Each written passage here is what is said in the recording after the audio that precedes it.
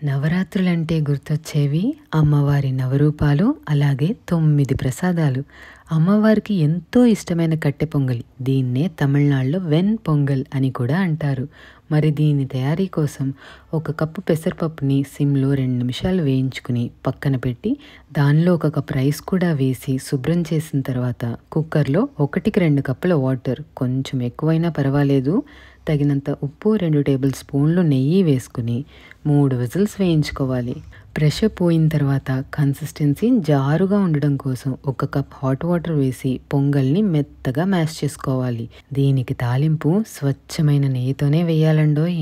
అప్పుడే గుడిలో పెట్టే ప్రసాదం టేస్ట్ వస్తుంది. తరిగిన అల్లం, పచ్చిమిర్చి వేసి వేగిన తర్వాత జీలకర్ర, మిరియాలు, జీడిపప్పు, ఎండుమిర్చి, 2 రెబ్బల కరివేపాకు వేసి ఈ పొంగల్ని తాలింపు పెట్టుకోవాలి. ఇంతకీ దేవుడి కోసం చేస్తున్నాం కాబట్టి ఈ ప్రసాదం ఇంత రుచిగా ఉంటుందో లేదో తెలియదు, కానీ నార్మల్ టైంలో చేసుకుంటే ఇంత రుచిగా రాదు కదా.